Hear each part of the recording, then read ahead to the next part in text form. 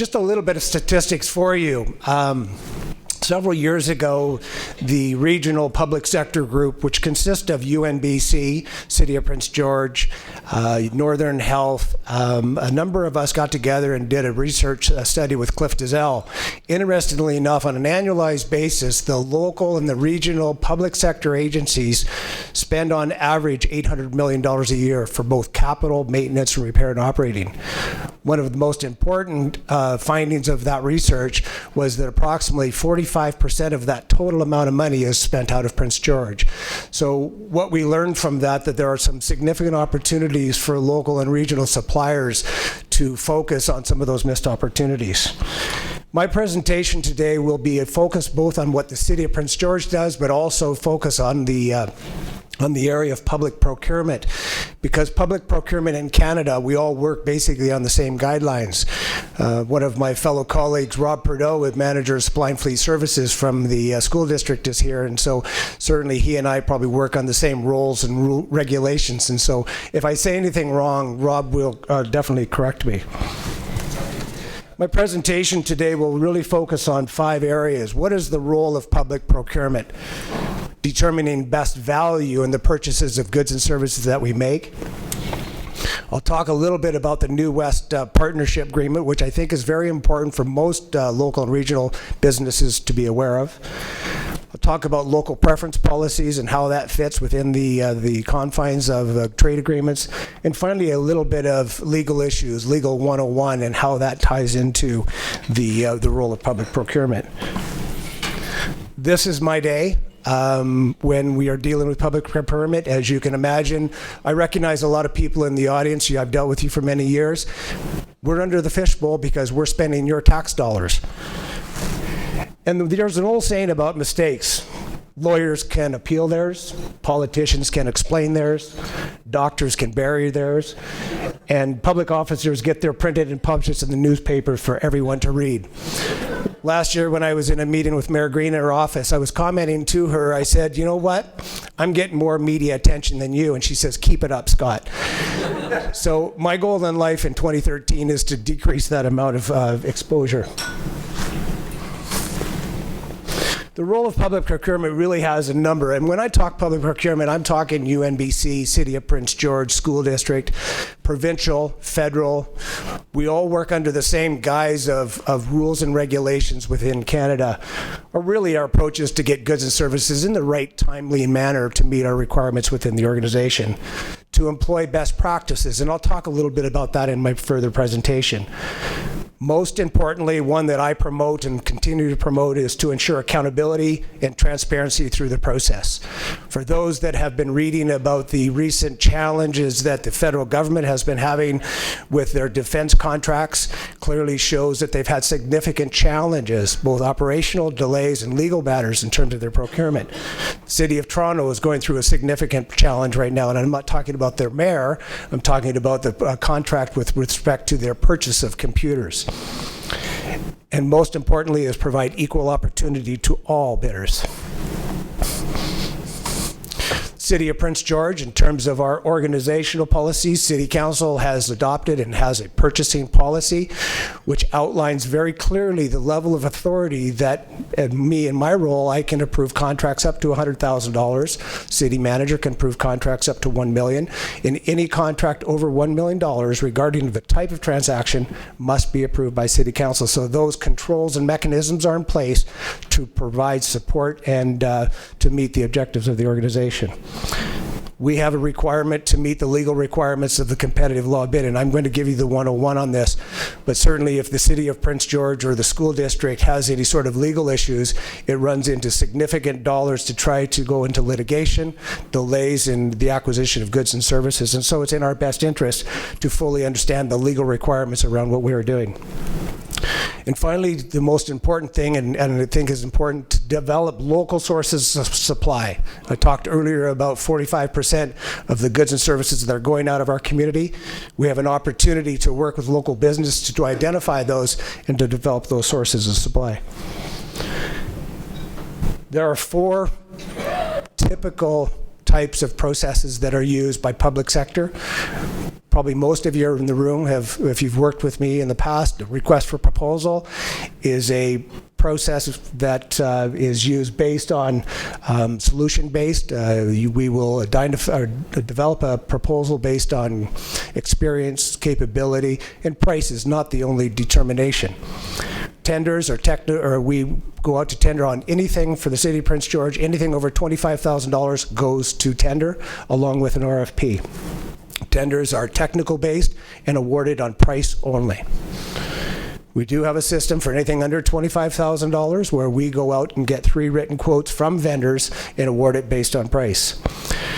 And one of the other final ones is sole source. I'm not a big advocate of sole sourcing. I think competition breeds good price and quality, but in some cases the City of Prince George does sole source. An example is that in all of our ice rinks we have for many years, we have Zambonis. It's in our best interest to purchase a new Zamboni so that we have compatibility in terms of training, maintenance and services and those types of things. One of the things that I will talk about in sole source is under a trade agreement is that all organizations are required under trade agreement to post what they call a notice of sole source intent. And I don't want to get into all the details, but that's a requirement that agencies are required to do. So if any public sector agency isn't doing this, you as a business owner have the opportunity to inquire about why they're not doing that. City of Prince George City Council presented to them in 2009 a sustainable purchasing policy. And at that point in time, that really became our goal that the City of Prince George, we feel strongly, should take a leadership in our purchasing decisions as we move forward. And so we really are, everything that we do now, when we look at a tender and RFP, we embed the 3 bottom triple line: financial, social, and environmental. An example is recently, and it's public knowledge, we've just awarded a contract to Speedy Printers for a 5-year contract for online support. And they will be supplying office supplies to all city facilities. They were in competition with major national companies, and interestingly enough, they won the bid because of their corporate social responsibility and their sustainability options within the RFP. City of Prince George is used as the life cycle cost method on most of our purchases.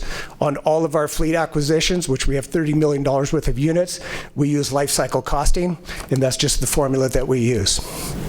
One of the big attributes we're now using is because of our desire to focus on greenhouse gas emissions, the environment we are incorporating greenhouse gas emissions as part of our evaluation to make the business decision. This is something that I think that if you're not familiar with, you should become familiar with it.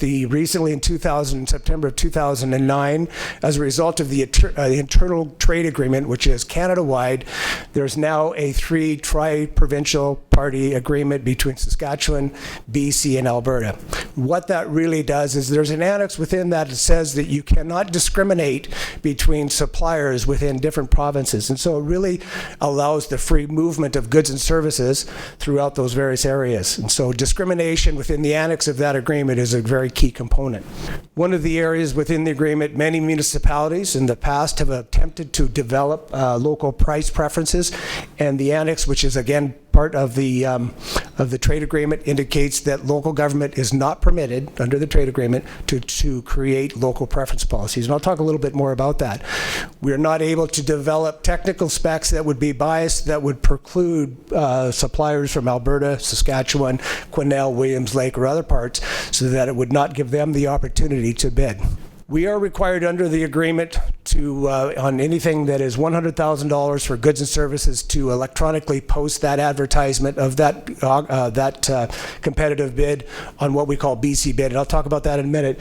And anything over $250,000, we are required to post that. And the purpose of that is so that business in the community like yourself have an opportunity to be aware of the various bidding opportunities. The MASH sector, that acronym stands for municipality, academia, school district, and hospitals. And so it's a wide variety of public sector agencies that are required to fulfill that obligation. For many years, I have been approached by many of you, perhaps in the community, saying, we give you tax dollars, Why are you not spending the tax dollars here? And I think that's a very good question. One of the things I wanted to talk a little bit about today is there's some arguments for local preference policies and there's some arguments against. First of all, the arguments for local preference policies, there's equity for disadvantaged bidders, reciprocal arrangements, community supports the local government by paying taxes. Why shouldn't we support the local economy?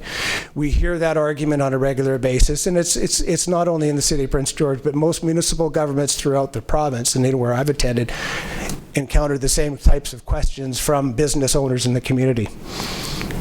And they are also saying, well, why aren't you taking the money that I gave you in my tax dollars and why aren't you investing back in the community?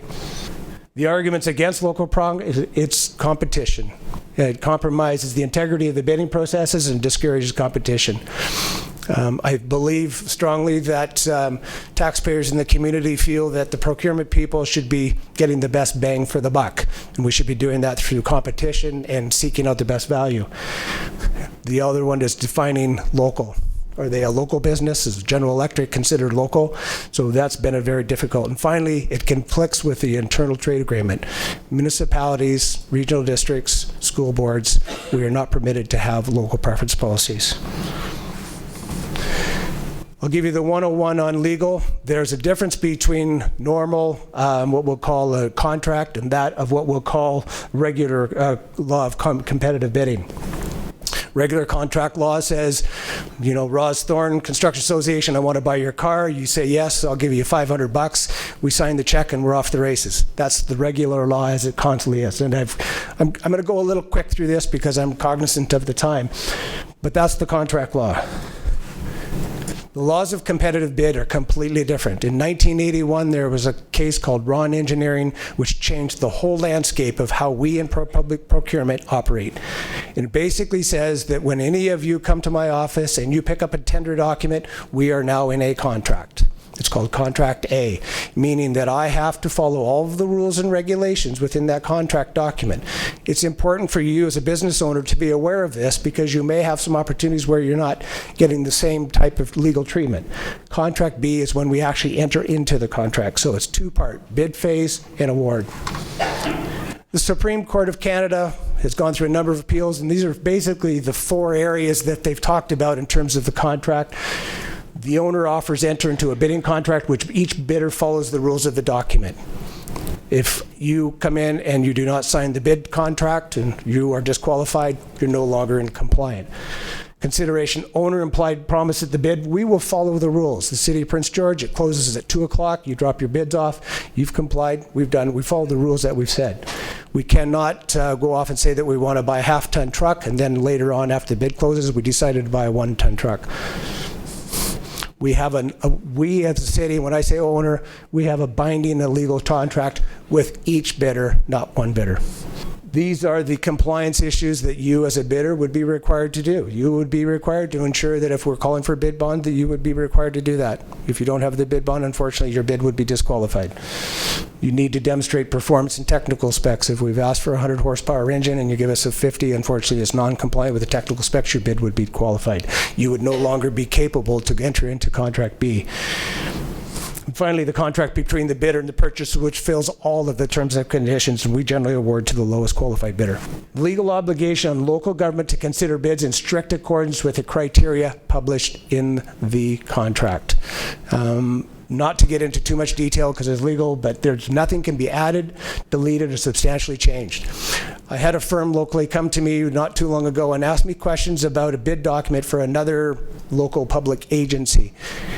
And they were questioning about the change of the contract. And so we were able to have some conversations, and I referred them to this law of competitive bidding. We have a legal contract once we enter into performance contract, which is now referred to the Section B of the contract. These are the most important in my mind in terms of the law of competitive bid. The City of Prince George, we have a duty to warn you of all known dangers. If we're going to go out to a contract and we're going to have a site that we need to be cleared, if we know that there's known damages underneath that site, contamination site, we have a responsibility to disclose all information so that all bidders can present the information. We have a full disclosure of all known information. All bidders must be in possession, which would influence your ability to bid. Finally, duty of fair and equal treatment to all bidders, not just to local, but to all bidders. This is really the last slide. There's two areas that I want. If you have not accessed or ever used BC Bid, if you've heard one thing from me today, get on that. It's, as of this morning, there's 650 bidding opportunities throughout the province of BC and throughout Alberta through public sector agencies. BC Bid is $125 per year. You sign up, you put in there what you supply, goods and services, and you get an automatic email notification from the site saying someone has posted this opportunity. A year ago, a firm, and the local firm, came to me wanting information on BC Bid. Unfortunately, they missed an opportunity in Terrace through one of the ministries to supply 45 snowmobiles because they didn't know about it. So BC Bid signed up on it. It gives you all of the information. The City of Prince George posts all of our bidding opportunities also in there. I'm proud to also talk about Bid Central. Roz Thorne, the Construction Association, we worked with them for several years on a new program called Bid Central. The City of Prince George, all of our construction tendering is now posted on Bid Central. We are the first municipality in the province to use an online bidding system. In short, a general contractor would submit his bid to us online, and it's all electronic online bidding. So we have the tender for the RCMP building was through Bid Central.